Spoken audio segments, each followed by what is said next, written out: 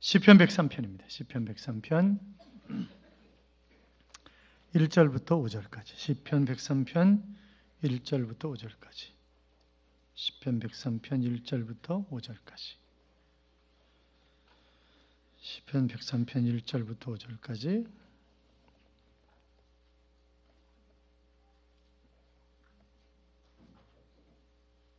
교도하겠습니다. 제가 1절 있습니다.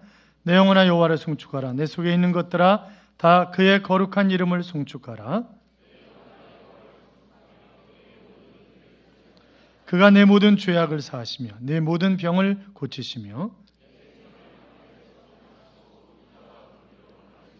같이요. 좋은 것으로 내 소원을 만족하게 하사 내 청춘을 독수리같이 새롭게 하시는도다. 아멘.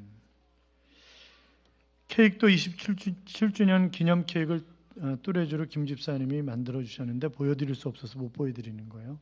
하여튼 감사를 드립니다. 같이 인사하시죠. 주의 이름으로 잘 될 것입니다. 더 잘 될 것입니다. 끝없이 잘 될 것입니다.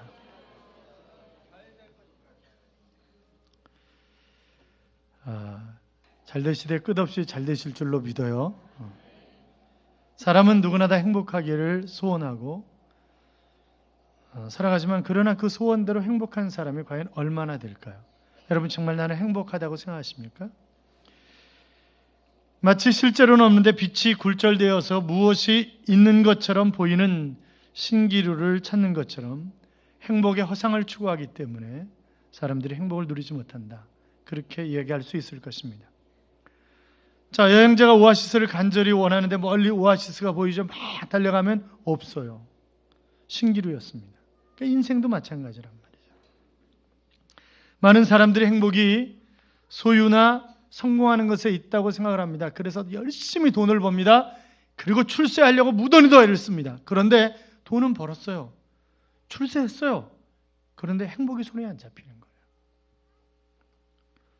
분명히 소유나 성공의 행복이 있는 줄 알았는데 그것이 아니라고 하는 것입니다. 성경에 나오는 인물 가운데 아마 세상 재미나게 산 사람이 있다고 한다면 대표적인 사람이 아마 솔로몬 왕일 거예요.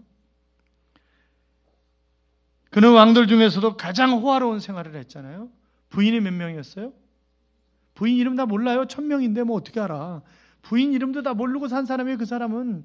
그러니까 할 거 못하고 최고의 권력자였죠. 할 거 못할 거 다 해보고 산 사람이 솔로몬인데, 그가 다 해본 후에 뭐라고 고백하냐면 전도서 5장 10절에 보면, 은을 사랑하는 자는 은으로 만족하지 못하고 풍요를 사랑하는 자는 소득으로 만족하지 아니하나니 이것도 헛되도다 그랬습니다. 자, 그러니까 세상의 소유, 성공 이런 것으로 행복할 줄 알았는데 다 해봤는데 아니더라 이거죠. 그거 아니더라. 여러분 옆에 사람에게 한번 물어보실래요? 당신은 행복하십니까? 한번 물어보세요. 부인하고 같이 앉아있는 분들은 대답을 잘 하셔야 돼요. 여러분 행복하십니까? 아멘 소리가 별로 안 나오죠?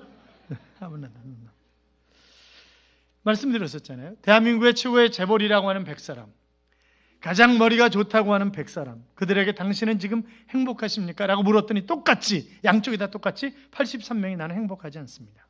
그렇게 대답을 하더라는 거죠. 그리고 그들에게 똑같이 그러면 당신이 앞으로 행복할 것이라고, 당신이 앞으로 만족한 삶을 살아갈 수 있을 것이라고 생각하십니까? 그랬더니 똑같이 83명이 no, 아니라는 거예요. 자, 우리 괴테를 우리가 잘 알고 있습니다. 당시에 우리 시대에 가장 행복한 사람이 누구냐라고 전 인류에게 물으면 거의 다 괴테를 아는 사람들은 괴테 이렇게 대답했었습니다. 그는 국가의 재상을 지냈고 정말 세상 사람들이 다 행운아라고 불리우는 그런 사람이었습니다. 그런데 그가 세상을 떠나면서 이렇게 얘기를 했어요. 사람들이 나를 다 행운아라고 얘기를 합니다. 불행을 모르는 사람으로 알았습니다. 그러나 나는 제 자신이 단 한 번도 행복하다고 생각해 본 적이 없습니다. 그렇게 얘기를 했습니다.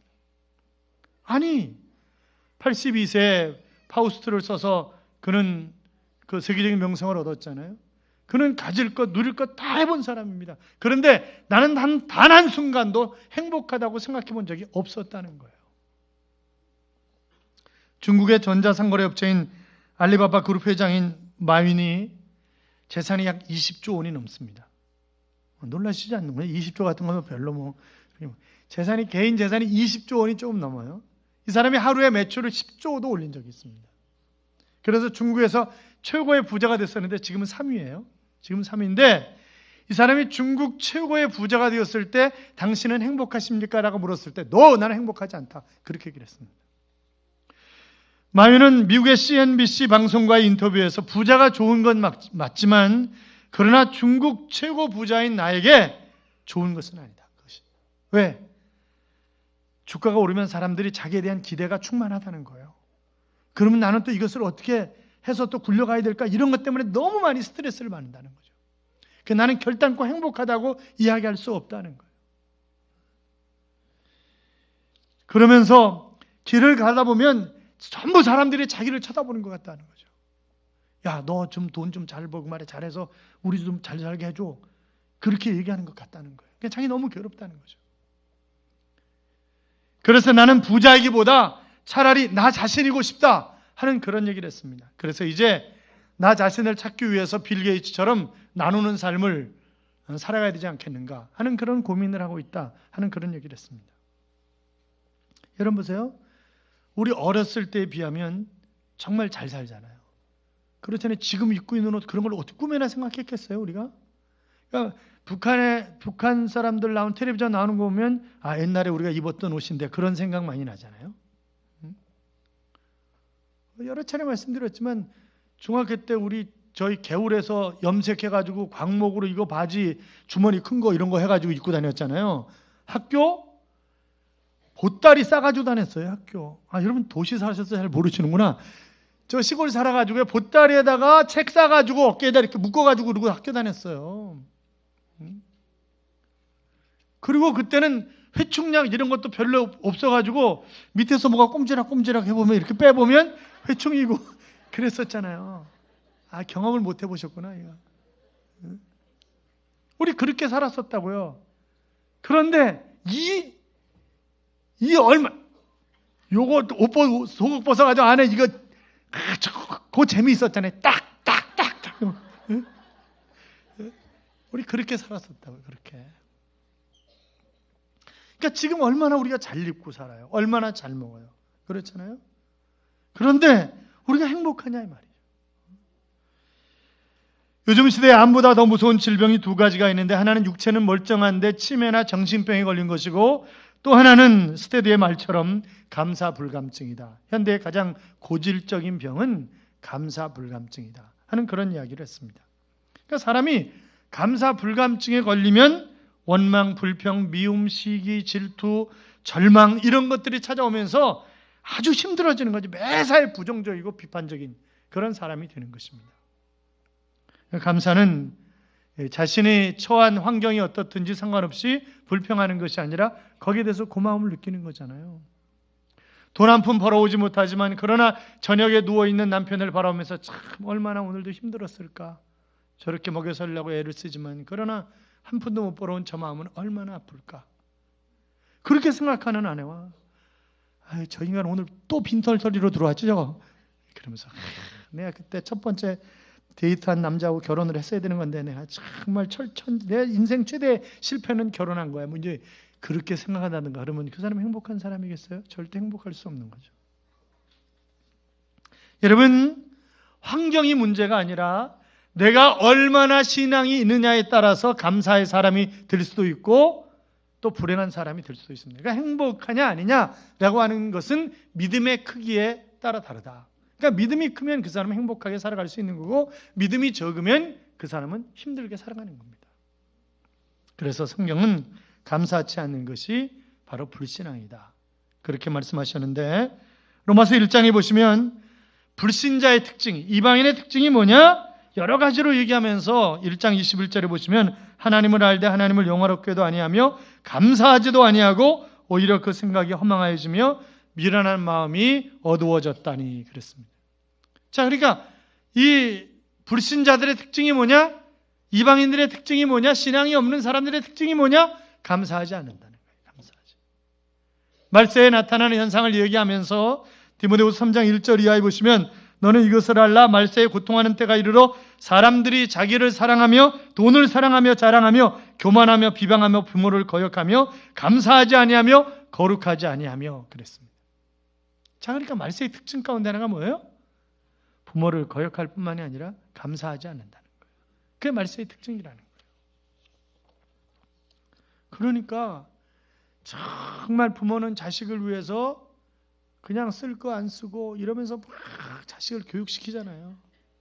그런데 대뜸 자식이 하는 말이 뭐라고요? 대들면서 돈만 대준 부모예요?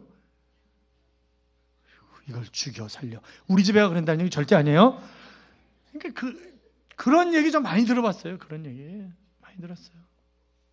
그러니까 그런 얘기 한다고 참 가슴 아파하는 그런 부모들의 얘기를 많이 들어봤다고요. 겉으로 보면 점점 풍요로운 것 같은데 그러나 내적인 것은 점점 불행해져가는 그런 사람들이 우리 주변에 얼마나 많냔 말이죠. 그러니까 우리가 단언하기는 감사하지 못하면 그 사람 마음에 절대 행복이 깃들 수가 없다고 하는 것입니다. 자, 오늘 읽은 시편 103편은 다윗의 시예요. 감사 찬양의 시입니다. 시편 가운데 가장 아름다운 시 가운데 하나로 꼽혀지는 그런 시인데, 자, 다윗은 평생 하나님을 체험하고 하나님의 은혜를 절대 잊지 말고 살자 스스로 자기 자신에게 그렇게 다짐을 하는 것입니다.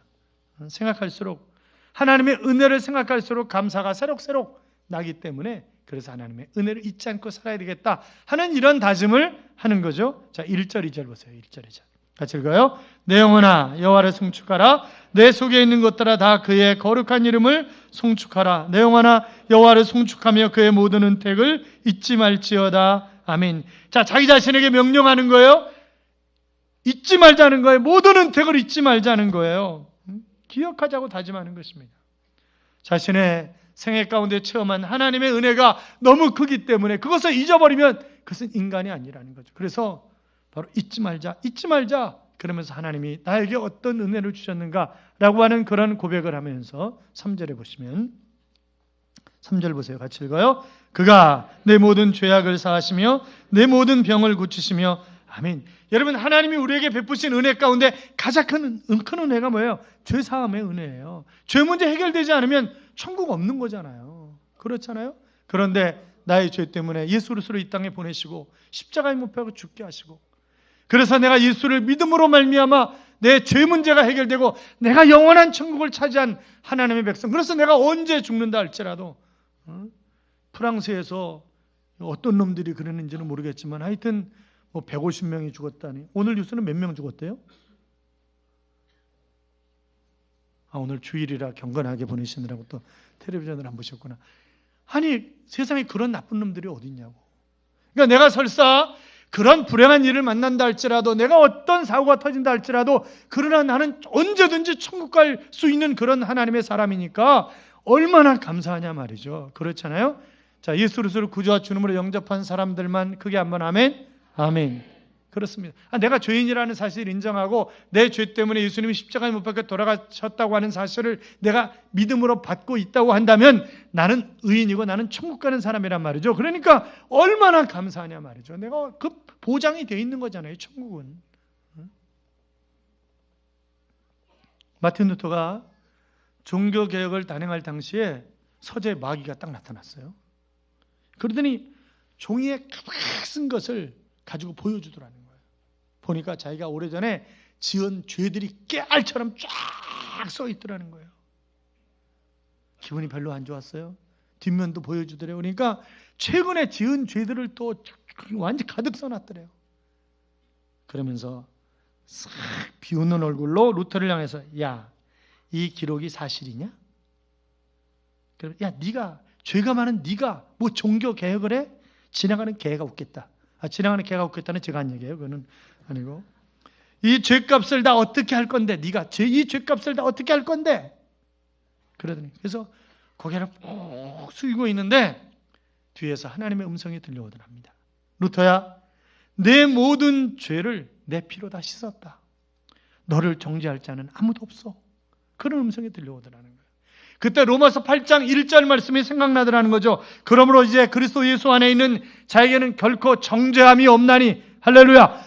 그 음성이 들려오더라는 거예요. 그게 딱 생각이 나더라는 거예요. 그래서 책상 위에 있는 잉크병을 가지고 마귀를 향해서 탁 던지면서 그리스도 안에 있는 자에게는 결코 정죄함이 없다. 나는 정죄함이 없어. 그랬더니 마귀가 싹 사라져 가더라는 거죠.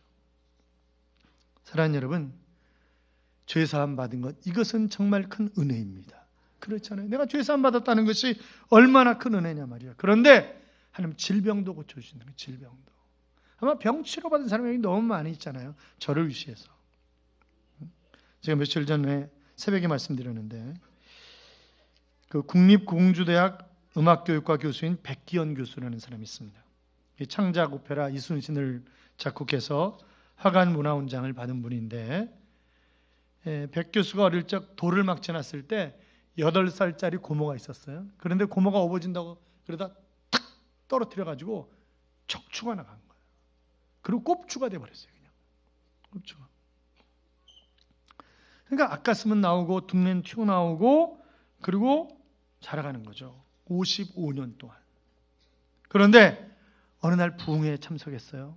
그럼 막 죄고백이 나오는 거예요. 그러면서 하나님의 은혜가 막 물밀듯이 밀려오는데 5일 동안 꼼짝을 하지 못하겠더라고요. 5일 동안.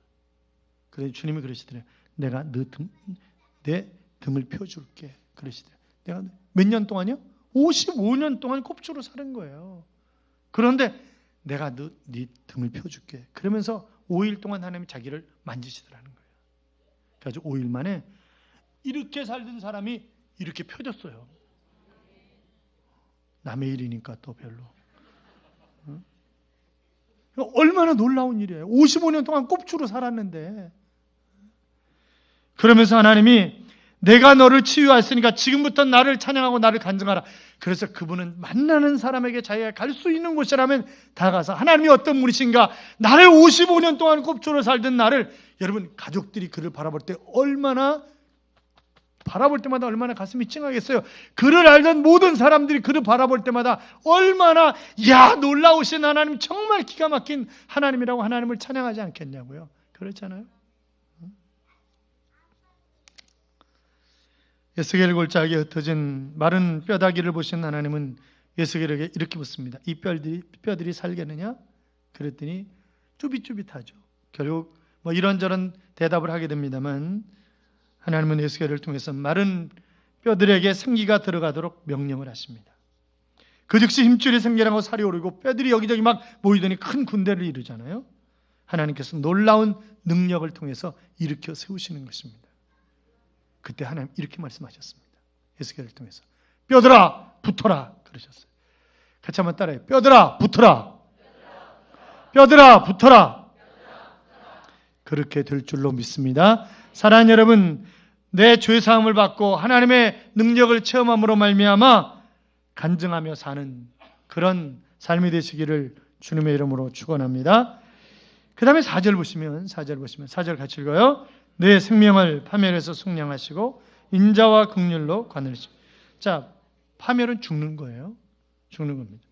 자, 모든 인간이 죄로 인해서 죽을 수밖에 없지만 그 영원한 사망에서 건져주시겠다고 하는 것입니다. 그리고 하나님의 인자와 긍휼, 즉 자비와 사랑으로 감싸주시고 뿐만이 아니라 나를 세워주시겠다고 하는 그런 의미의 말씀입니다. 관을 씌우시며 그랬으니까 나를 세워주신다는 거죠. 뿐만이 아니라 5절 보세요. 5절 같이 읽어요. 좋은 것으로 내 소원을 만족하게 하사 내 청춘을 독수리같이 새롭게 하시는도다. 아멘. 소원을 들어주실 뿐만이 아니라 좋은 것으로 만족하게 해주시는 하나님, 청춘같이 살아가는 그런 인생이 될 수 있도록 그렇게 만들어 주시겠다고 하는 것입니다. 이것이 뭐예요? 감사하며 사는 사람들의 특징이라는 거예요. 그렇게 해주신다는 거예요. 그러면 감사하면서 사실래요? 원망하면서 사실래요? 감사하면서 살아가기로 결단하시는 분들만 아멘, 아멘. 우리 감사하면서 살면 하나님이 놀라운 역사를. 아마 근자에 가장 영향을 끼친 그런 크리스찬이라고 한다면 C.S. 루이스를 꼽을 수가 있을 것입니다.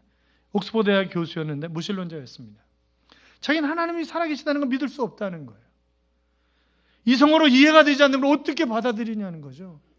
그런데 이 사람이 문학을 좋아했어요. 그래서 야, 그러면 성경도 한번 읽어봐야 되는 게 아니냐. 그래가지고 성경책 가운데를 쫙 폈더니 가운데 뭐예요? 시편. 가운데 쫙 폈더니 시편이 나온 거예요. 그럼 이왕이면 1편서부터 읽어보자. 그래서 1편서부터 쭉 읽는데 시편을 넘어서면서부터 고개가 흔들거리기 시작하는 거예요. 이건 아니야. 아니, 시가 아름다워야 되는데 시 안에 정제되지 못한 거친 언어들이 이렇게 많이 나올까? 왜 시편 기자는 원수가 이렇게 많은 것인가? 하나님이 원수들을 언제까지 그냥 두시는 건가? 아니, 정말 하나님이 살아계시다면 그 원수들을 죽일 기계를 준비했다가 한 방에 박살내야 되는 것 아닌가? 이런 생각 때문에 성경을 확 집어던져버리는 거예요. 이게 말이 돼? 그러면 집어던져. 그러다가 분이 조금 풀려가지고 가만히 생각해 보니까 그렇지만 그게 인생이 아닐까? 그런 생각이 들더라는 거죠. 살다 보면 원수도 생기고 죽이고 싶은 사람도 생기고. 여러분 혹시 죽이고 싶은 사람 없으세요? 제가 그 전에 에슬론 테올로지컬 세미나를 다닐 때 디모데 목사님 분이 있었어요. 이분은 자기 자식 죽이고 싶다 그러더라고요. 자기가 미국에 와서 정말 힘들게 살면서 자식 뒷바라지 되는데 이놈 맨날 늦게 들어오고 그러더래요. 그래서 야, 너 왜 늦게 들어오냐 요새 그랬더니 아버지 인생은 아버지 인생, 내 인생은 내 인생인데 웬 상관하냐고 그러더래요. 여러분 그러면 어떡할래요 자식이? 정말 죽이고 싶다 그러더라고요. 정말 죽이고 싶다. 자기가 목사가 아니었으면 자신은 죽였을는지도 모른다고 그렇게 얘기를 하더라고요. 얼마나 분이 터졌으면 그렇겠어요. 아니, 살다 보면 죽이고 싶은 사람도 생겨요, 안 생겨요? 여러분 마음이 착해서 안 생겨요. 좌절도 생기고 실망도 할 것도 있고. 자, 그렇다고 한다면 이 성경이 인간 앞에 정말 정직한 것이 아닌가, 솔직한 것이 아닌가, 그런 생각이 들더라는 거죠. 그래서 성경을 계속 시편을 계속 읽어가는 거예요. 그러다가 살아계신 하나님을 만나게 됩니다. 그래서 그가 쓴 것이 시편에 대한 묵상이라고 하는 그런 책을 썼다고요. 거기서 이렇게 얘기를 합니다. 우리가 어떤 절망과 불평과 좌절을 말하든지 심지어 당신을 믿을 수 없어요. 소리를 친다 할지라도 넓은 가슴을 가지고 계신 그 하나님, 그가 바로 시편의 하나님이십니다 라고 하는 그런 고백을 이 C.S. 루이스가 한다고요. 그러니까 우리가 절망 속에서 아무리 하나님은 어떻게 이러실 수가 있어요? 하나님 살아계신 건 맞아요. 막 이러면서 몸부림을 친다 할지라도 그것까지도 받아주실 수 있는 그런 하나님이 내가 믿는 하나님이라고 하는 것입니다. 사랑하는 여러분, 그런데 그 하나님 잊고 살잖아요. 우리가 그 하나님 믿고 산다고요. 그러니까 이스라엘의 고질적인 질병이 뭐냐? 바로 영적인 기억 상실증이에요. 하나님이 그들을 어떻게 건져내셨고 그들에게 어떻게 구원을 베푸셨고 그들과 어떻게 함께 오셨는가를 다 까맣게 잊어버리고 살아가는 것입니다. 감사가 없는 감사 결핍증에 걸려서 살아가는 그런 이스라엘 백성들. 여러분 모세 보세요. 이스라엘 백성들과 함께 출애굽해가지고 40년 동안 광야를 통과하잖아요. 그런데 이제 원망하고 불평했던 세대는 다 갔어요. 광야에서 다 죽었습니다. 그리고 어린아이들, 광야에서 태어난 사람들, 여자들, 이제 그들이 가나안 땅으로 들어가는 거예요. 그런데 모세는 가나안 땅에 못 들어가잖아요. 혈기 부린 것 때문에 하나님 너 들어가지 마 그렇게 말씀하셨어요. 못 들어가는 거예요. 그것 때문에. 자, 이 이스라엘 백성들을 가나안 땅에 보내야 하는, 그러면서 염려되는 게 있는 거죠.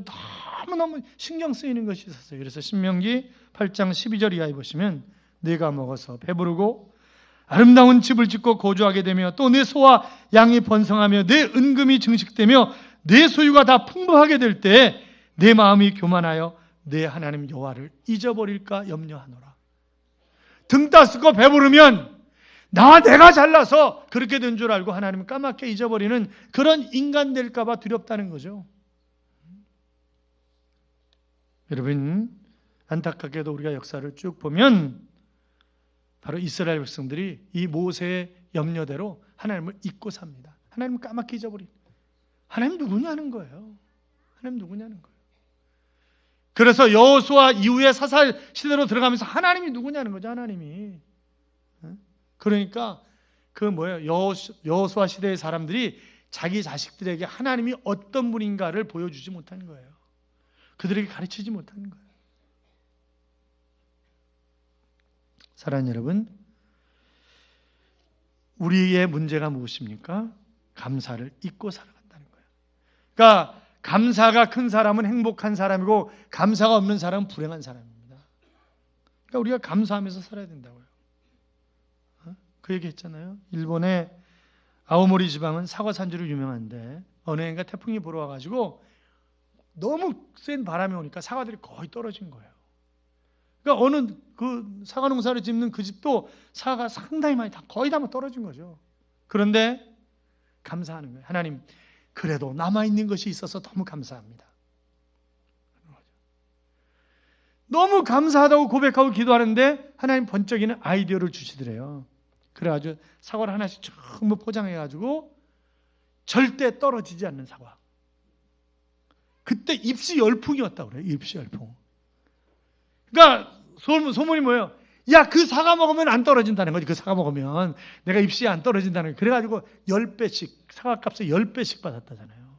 그러니까 풍년일 때보다 돈을 더 많이 벌었다는 거예요. 그러니까 감사가 놀라운 기적을 일으키는 거죠. 감사가. 사랑하는 여러분, 아무리 비참한 상황이라 할지라도 하나님의 은혜를 기억하고 감사하는 사람에게 하나님은 그의 생각과 마음을 지켜주실 뿐만이 아니라 시온의 대로를 활짝 여셔서 잘되게 하시는 것입니다. 그래서 감사는 행복의 씨앗이다, 이렇게 얘기할 수 있어요. 만일 우리가 감사할 수 있다면 행복한 사람입니다. 소유가 많고 지위가 높을수록 행복한 것이 아니라 감사가 클수록 행복한 것이라고요. 돈 베이커라고 하는 사람이 감사요법이라고 하는 책을 썼습니다. 그는 여기서 이렇게 얘기하는 거예요. 감사는 환경을 변화시키지 못하나 태도를 변화시킨다. 자, 감사가 조건을 변화시키는 것은 아니지만 그러나 마음가짐을 바꿔서 태도를 변화시키고 결국 그 사람을 변화시키는 것이 감사라는 거죠. 여러분, 아무리 감사해도 가난한 사람이 갑자기 부자가 됩니까? 그거는 아니에요. 그렇잖아요. 세상 사람들이 전부 다 추녀라고 그러는데 그 사람이 아무리 하나님 감사합니다, 감사합니다 하는데 추녀가 갑자기 미녀로 바뀝니까? 그거는 아니에요. 자기가 어떤 인간적인 장애를 가지고 있는데 내가 감사합니다, 감사합니다 그러면 그 갑자기 장애가 없어지고 탁 바뀝니까? 그렇지는 않아요. 그러나 내가 가난하다 할지라도 감사하면 나는 행복하게 살아갈 수 있는 겁니다. 부자보다. 그렇잖아요. 세상 사람들이 나를 추녀라고 부른다 할지라도 내가 감사하면서 살면 미인보다 훨씬 더 행복하게 살아갈 수가 있는 거라고요. 그렇잖아요. 바꿔준다니까. 사람을 바꾼다고요. 태도를 바꾸는 것이라고요. 거기 이제 캐롤이라고 하는 여자가 나와요. 32살인데 6살만 한 거예요. 6살만. 32살인데 손발이 없어요. 그런데 너무너무 행복하게 사는 거죠. 손발이 없는데 32살짜리가 6살짜리만 한데. 그래서 물어봤어요. 아니, 어떻게 인생을 이렇게 밝게 살 수 있냐고 그랬더니 하나님께서 제가 이렇게 태어나도록 허락하신 데는 그만한 이유가 있지 않겠습니까? 하나님이 그렇게 허락하신데 왜 내가 불평을 해요? 거기에는 하나님의 뜻이 있는데 제가 그것을 하나님의 뜻을 깨달은 다음부터 원망, 불평 다 사라졌고 하나님을 찬양하고 감사하는 그런 삶을 살아가게 되었습니다. 그렇게 얘기를 하더라는 거죠. 또 안드레아 보첼리라고 하는 남자가 있는데 이 사람이 10살 때 공을 맞아가지고 시력을 잃은 거예요. 당시 상황을 그는 이렇게 얘기합니다. 시력을 잃은 것을 슬퍼하는데 일주일이면 좋겠습니다. 그러나 슬픔을 이길 수 있었고 현재 상황을 인정하고 받아들일 수 있었고 다행히 이런 상황 속에서 하나님 앞에 감사할 수 있었습니다. 그 시력을 잃고 난 뒤에 열심히 공부해서 변호사가 되었는데 너무나 노래가 부르고 싶은 거예요. 하나님을 찬양하고 싶은 거예요. 그래서 그는 카페에서 노래를 부르기 시작했고 세계적인 성악가가 되었습니다. 안드레아 보첼리입니다. 사랑하는 여러분, 환경을 뛰어넘는, 우리가 감사하면 환경을 뛰어넘어서 바로 놀라운 역사를, 그래서 이 감사요법이 정말 놀라운 그런 역사를 가져온다고요. 그래서 지난번에 새벽에 얘기했나요? 언제 얘기했나요? 별로 이름 안 좋은 사람 있잖아요. 하루에 감사를 만 번씩만 하면 떠나지 않을 질병이 하나도 없다. 이름이 뭐였죠? 후지다. 이름이 후지다였잖아요. 후지다. 일본의 정신과 의사인 후지다가 하루에 10,000번씩만 감사하면 몸에서 떠나지 않을 질병은 아무것도 없다는 거예요. 잠언 17장 22절에 보시면 마음의 즐거움은 양약이라도 심령의 근심은 뼈를 마르게 하느니라 그랬습니다. 만종이라는 그림은 아시죠, 여러분? 젊은 농부 부부가 종소리를 들으며 경건하게 마주서서 두 손을 잡고 감사의 기도를 드리고 있는 그런 모습입니다. 하루의 일과를 마치면서 땀 흘려 일하는 것에 대한 감사, 일용할 양식을 주신 것에 대한 감사. 그림 보면 작은 바구니가 하나 놓여있죠. 그 속에 감자가 반쯤 담겨져 있습니다. 수확을 주신 하나님 앞에 감사를 드리고 있음을 짐작케 할 수 있는, 본래 그 만종은 안젤루스인데 그 뜻은 기도입니다. 기도라고 하는 그림이죠. 기도라고 하는 그림인데, 그러니까 이 그림을 그릴 때 굉장히 가난하게 살았던 때예요. 그럼에도 불구하고 그는 늘 감사하는 삶을 사는 거예요. 그리고 그 고통 속에서 감사하면서 그린 그림들이 결국 히트를 치는 거잖아요. 계속. 시편 50편 23절에 보시면 감사로 제사를 드리는 자가 나를 영화롭게 하나니. 뭐로 제사를 드리는 자가 하나님을 영화롭게 한다고요? 감사로. 그러니까 우리가 예배를 드리는 것도 감사로. 그러니까 감사하며 예배 드리는 자를 하나님은 원하시는 거죠. 감사로 기도하는 자를 그의 마음과 생각까지 군인이 보쳐 서는 것처럼 하나님이 지켜주시겠다. 그런 약속도 빌립보 4장 6절 이하에 보면 하고 계시는 것을 우리가 볼 수 있지 않습니까? 사랑하는 여러분, 여러분 김희아 부교라는 분을 아세요? 김희아 부교라는 분이 있어요. 그러니까 구세군의 우리의 집사 같은 직분이 부교예요. 이 구세군에서는. 근데 이분이 CBS 새롭게 하소서, KBS의 그 강연 백도씨라고 하는 그런 프로그램이 있죠. 거기에 나와서 이제 얘기했던 분인데 어릴 때 보육원에서 자랐습니다. 선천성 안면 장애가 있는 분입니다. 얼굴의 반은 붉은 점으로 덮여 있습니다. 그런데 25살 되었을 때 붉은 점으로 덮여 있는 나머지 이쪽 안면에 암이 걸린 거예요. 여러분 있잖아요. 암이 안에서만 암세포가 안에서만 자라는 게 아니에요. 바깥으로 튀어나오는 사람들이 있어요. 바깥으로 튀어나오는 사람들. 지난 주간에 말씀드렸잖아요. 그래서 그 GMP 선교사님 가운데 사모님이 유방암이 걸렸는데 이게 암이 밖으로 튀어나온 거예요. 그러니까 볼 수가 없는 거예요. 여기가 그리고 막 물집이 조그만 물집들이 막 엉겨 있는 거예요. 이렇게 완전히 꽉. 그 밤에 이게 터지는 거죠. 막 너무 고통스럽다는 거예요. 밤마다. 그러니까 이 한쪽은 붉은 점, 한쪽은 암이에요. 인간적인 조건으로 도무지 감사할 수 없는 그런 상황이지만 하나님의 뜻을 알게 그는 감사하면서 사는 것입니다. 때가 되니까 하나님이 그를 세우십니다. 그래서 방송에 출연시키고 책도 쓰고 전국을 다니면서 간증하고 그런 삶을 살아가잖아요. 여러분 생각해 보세요. 반쪽 붉은 점, 반쪽 암. 그런데도 감사하는데 우리는 얼마나 감사해야 되냐고요. 이렇게 와서 건강하게 예배드릴 수 있는 것이 얼마나 감사한 일이냐고요. 그렇잖아요. 원하지 않는 곳에 있는 사람들이 얼마나 많이 있어요. 지금 예배를 드리고 싶지만 예배를 드릴 수 없는 사람들은 또 얼마나 많이 있냐고요. 그런데 우리가 이렇게 건강한 모습으로 감사하면서 추수감사절 예배를 드릴 수 있다는 것이 얼마나 감사하냐 말이죠. 사랑하는 여러분, 오늘 이 추수감사주일에 평소 바쁜 일상 가운데 잊고 살았던 하나님의 은혜를 다시 기억하면서 감사하십시다. 모든 것이 하나님의 은혜입니다. 저도 교회 개척해서 27년 오면서 순간순간마다 하나님이 우리 교회를 정말 사랑하시고 도와주셨다고 하는 그런 고백을 할 수밖에 없는 거죠.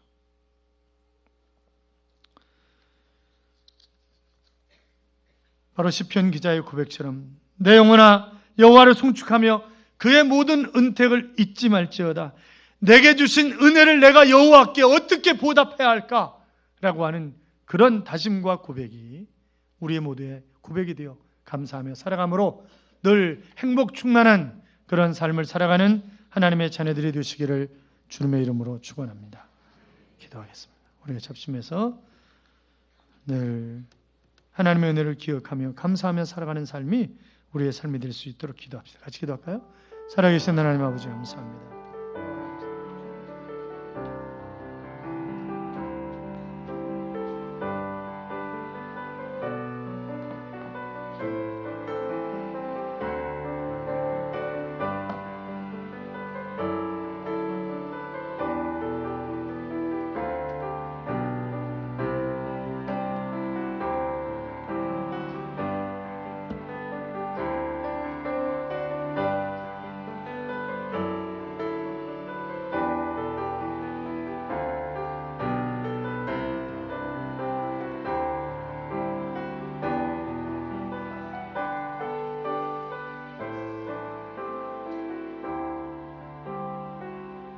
살아계신 하나님,